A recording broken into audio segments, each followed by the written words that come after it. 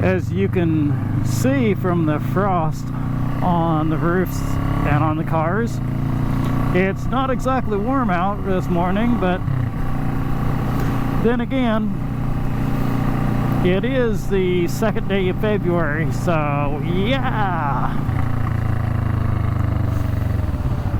If it wasn't for these heated riding gloves, I probably wouldn't be riding on days this cold, but they make a world of difference.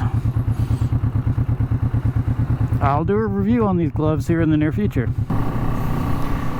Today I want to talk about my first motorcycle, a Kawasaki Vulcan 500, and I want to talk about why I sold it. But before I talk about why I sold it, I guess I should talk about why I bought it in the first place.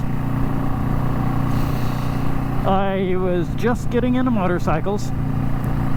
I had never had a motorcycle before, so my basic strategy was to find the cheapest motorcycle on Craigslist that was under 500cc that ran. And the reason under 500cc is everybody told me that your first motorcycle should be 500cc or less, which makes sense. I believe I paid $1,000 for it, or was it $750? Yeah, I think it was around $750 or $800, something like that. I paid for this Vulcan 500.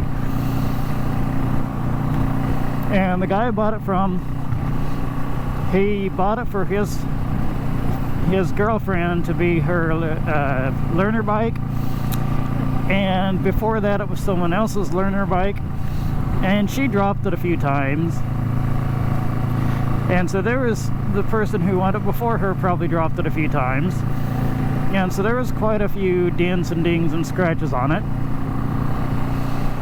but yet sounded okay, so I bought it, and I rode that thing until I was comfortable riding it, so that before I considered buying a bigger bike.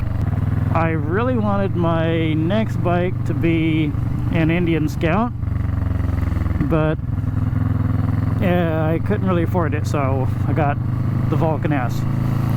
Anyhow, the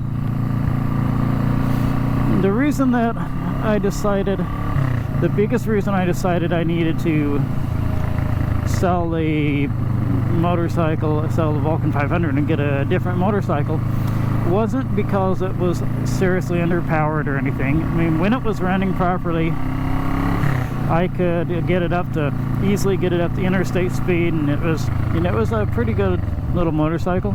Probably from sitting so long before I bought it, but the motorcycle had a little bit of a problem where until it warmed up it would only run on one cylinder, and at first I thought maybe it was a carburetor problem, and I cleaned the carburetor, and then I replaced the spark plug wires and the coils and the spark plugs, and that wasn't the problem. And then I determined that it was a sticking valve. On the right hand side, the right cylinder, there's a sticking valve, and it would stick and wouldn't really be firing on that cylinder until the bike warmed up. And you'd be riding along not having that much power, and then all of a sudden the right cylinder would start firing, and it'd about throw you off the back seat. And that wasn't good. But then sometimes also you'd be riding along, and then it would stick when you're decelerating, and that wasn't good either. And at the time, I really didn't have the time or the money or the place to fix it. And I was also worried a little bit about my skill, because I don't claim to be a mechanic. I can do things if I have to, but I'd rather not. And honestly, I like riding motorcycles a lot more than I like working on them. I would rather just ride them and not work on them. So I decided that I would like to get something else. And I also thought, well, I'd like to get something that's fuel injected.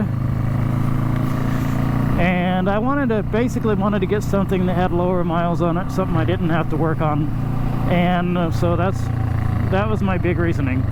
Also, I really wanted to get something that wasn't all dented up and beat up already, because it was partially because I just wanted to have something that was pretty, but it was also kind of a vain thing. I didn't want everybody to think that I was always dropping my bike, or that I had been dropping it, because the dents and scratches were not from me, they were from the previous owners.